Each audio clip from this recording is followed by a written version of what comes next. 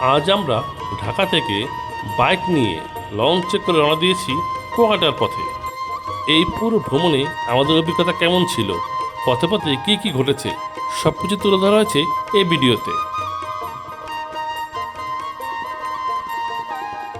তাহলে আর দেরি না করে চলুন পুরো ভিডিওটা একসাথে দেখি আর উপভোগ করি নতুন এক অভিজ্ঞতা। লং ট্যুরে যাচ্ছি, তাই ভাবলাম একটু গাড়িটা সার্ভিসিং করিয়ে নিই। হ্যালো বন্ধুরা, সবাইকে আসসালামু আলাইকুম। আমরা আজকে যাচ্ছি কুয়াকাটায় বাইক দিয়ে, আমি হেলমেট পরা। আজ কিন্তু ছিল সপ্তাহে বৃহস্পতিবার, কিন্তু বৃহস্পতিবার হওয়ার সত্ত্বেও সদরঘাটে তেমন কোনো জাম ছিল না। যেহেতু আমরা লঞ্চ আগে বুকিং দিয়ে আসিনি, তো যে কোনো লঞ্চ ছিল প্রত্যেকটা লঞ্চে আমরা ভালো তো খোঁজ খবর নিয়েছি কোনটা কেমন প্রাইস এবং কেমন ফ্যাসিলিটি পাওয়া যায়। এই যে আমাদের বাইক, ব্যাগ কাপড় বাইন্ধা পুরো রেডি, এখন শুধু লঞ্চ ওঠা বাকি।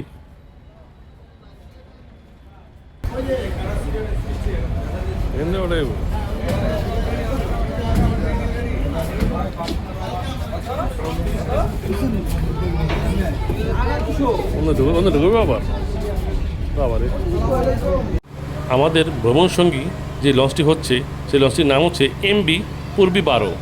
এটার ডেস্ক ভাড়া ঢাকা থেকে পটুয়াখালী 500 টাকা। ডাবল ইঞ্জিন বিশিষ্ট এই লঞ্চটি দেখতে পাচ্ছেন। ভিতরে যেমনই হোক, কিন্তু লঞ্চ থেকে আমাদের শহরটা সত্যি চমৎকার লাগছে।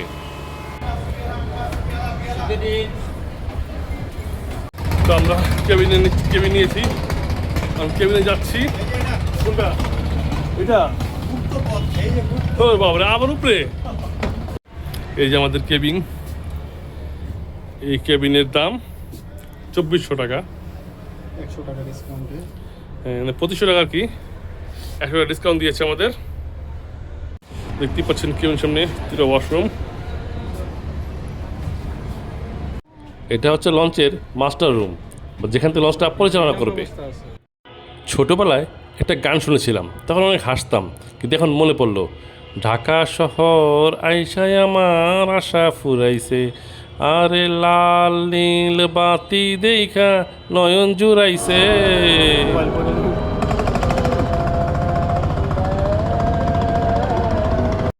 আপনাদের একটা ইনফরমেশন দিয়ে রাখি, ঢাকা থেকে পটুয়াখালী যাওয়ার প্রত্যেকটা লঞ্চ আপনাদের ছাড়ে সন্ধ্যা 7টায়, আর ঢাকা থেকে বরিশাল রাত 9টায়। তো আপনাদের যেভাবে সুবিধা অবশ্যই সেটাই উঠবেন।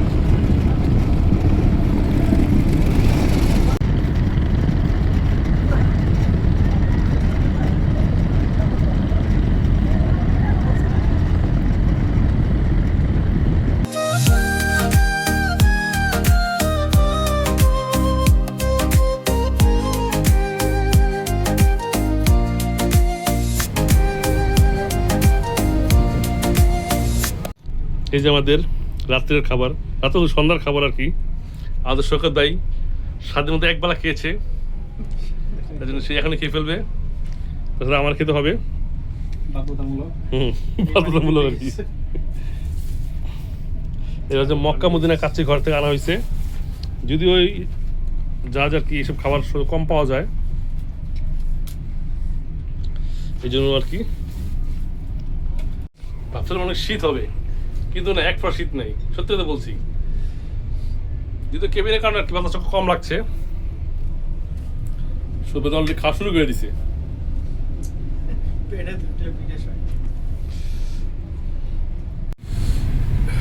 সবাই কেবিনের মধ্যে ঢুকে গিয়েছে, প্রচুর ঠান্ডা।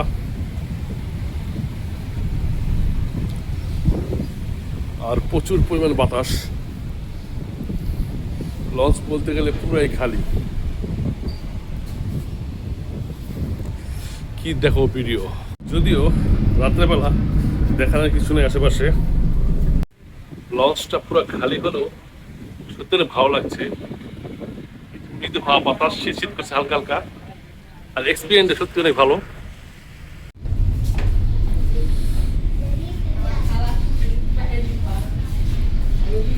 আসলে বরিশাল, ভোলা, পটুয়াখালীর লঞ্চগুলা সত্যি বিশাল বড় বড় হয়।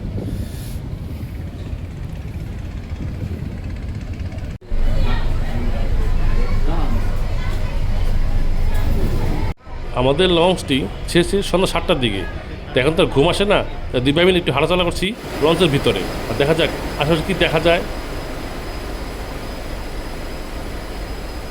আমরা যারা লঞ্চ ভ্রমণ করি এই বিষয়ে দেখুন, এই বিষয়ে দেখলে আমরা মনে করি যে হ্যাঁ আমরা ঢাকা থেকে বেরিয়ে গেছি, আবার এই বিষয়ে দেখলে আমরা মনে করি হ্যাঁ আমরা ঢাকার ভিতরে চলে এসেছি। সত্যি অসাধারণ একটা ফিলিংস, অসাধারণ। এই জিনিসটা দেখুন, বাতাস যদি না আসে তার কারণে কোনো তুলার বস্তা দিয়ে বন্ধ করে দিয়েছে, প্রচুর পরিমাণ বাতাস আসছে, গেটগুলো সব বন্ধ।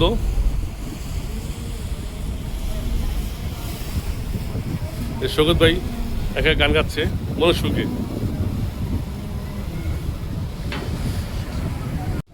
আমরা এসেছি ক্যান্টিনে চা খেতে, আর ক্যান্টিনটা অনেক সুন্দর ছিল। আর সবচেয়ে মজার কথা কি জানেন, যে খাবার নর্মালি ভালো লাগে না সেই খাবারও আপনার লঞ্চে অনেক ভালো লাগে।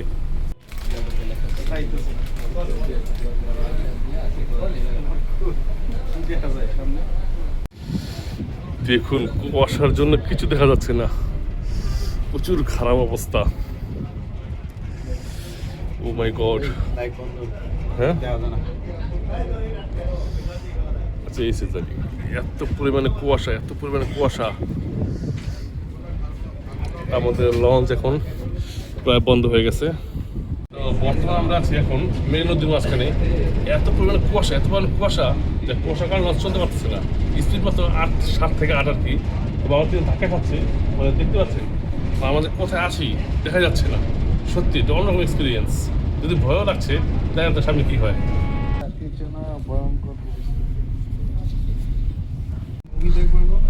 দেখুন ঠান্ডার মধ্যে আমরা ল্যাপ নিয়ে শুয়ে পড়েছি কেবিনের ভিতরে।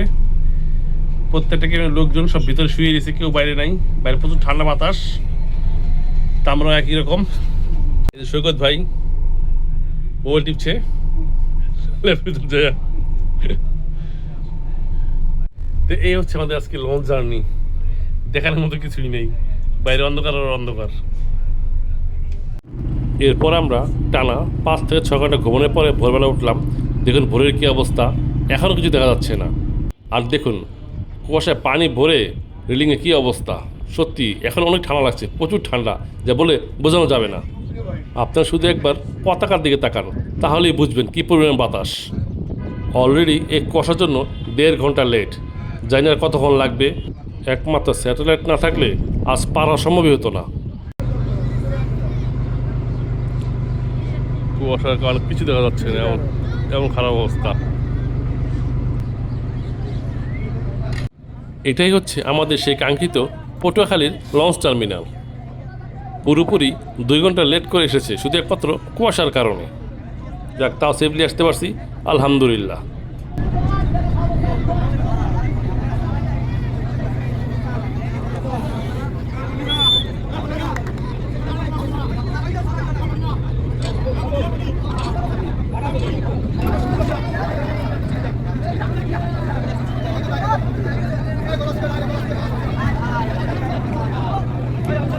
অবশেষে অনেক কল্পনা করে পৌঁছাইলাম। 2 ঘন্টা লেট। দেখা যাক বাইরে কী অবস্থা হয়। প্রচুর কুয়াশা। আমাদের বাইককে আবার আমরা সে আগে তো বাঁধছি। এই জন্য সৈকত ভাই আর এই হচ্ছে বর্তমান লঞ্চের অবস্থা। সবাই নেমে গেছে।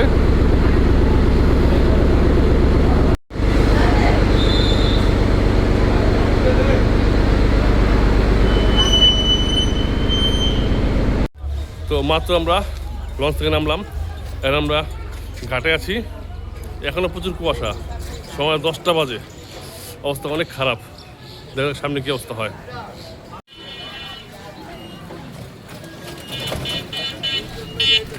ভাবা যায় কুয়াশার কারণে সকাল 10টা বেজে গেছে, তা এখনও একটা হোটেল খোলে নেই। তা ভাবলাম 2 ভাই মিলে একটু সামনের দিকে আগাই, তারপর সব রাস্তাটা করি। আমার সোনার মানা বাকি কোন দেশতে গেলা হুরিয়া রে, পেরে বাতাসে ভাসে তোমার বালের সুর, কেডু রেখেছো মনে লাগিয়া রে, ও ময়না ফিরে। 20 কিলোমিটার রাইড করে সকাল নাস্তা করবো আমরা এই হোটেলে। এখন বাজে সকাল 11টা। বর্তমানে আমরা আছি কুয়াকাটা শহরে। দেখতে পাচ্ছেন চারপাশের পরিবেশ। এই যে দেখুন, আমরা একে কুয়াকাটা বিচের অনেকটা কাছে এসে পড়েছি। দেখতে পাচ্ছেন এখানে মেন বাহন হচ্ছে এইসব অটো। এইসব অটো দিয়ে আপনি প্রতিটি স্পটে ঘুরতে পারবেন।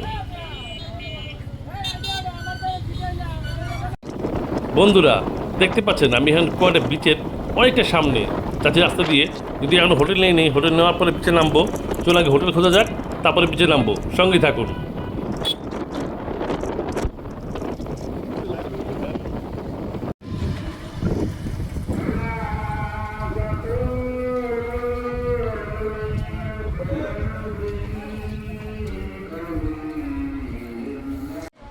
অবশেষে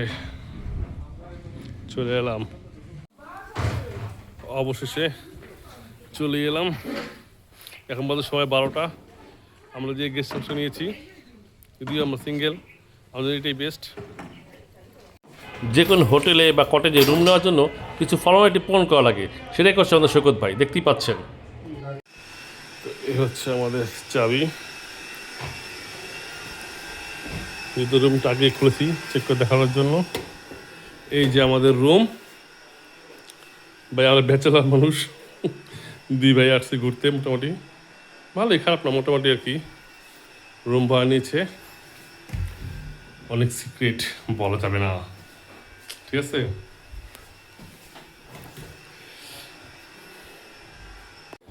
তো এই হচ্ছে আমাদের আজকে এই পর্যন্ত ব্লগ। আজকের ব্লগে আমি লঞ্চে অনেক কিছু দেখাতে পারিনি, কারণ এত পরিমাণে কুয়াশা ছিল, এত পরিমাণে বাতাস ছিল, কিছু দেখা যাচ্ছিল না। তো বেশি ইমপ্রেশন দিতে পারিনি, সুতরাং আমি দুঃখিত।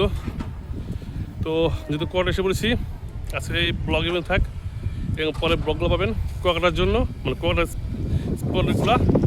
সবাই ভালো থাকবেন। আল্লাহ হাফেজ।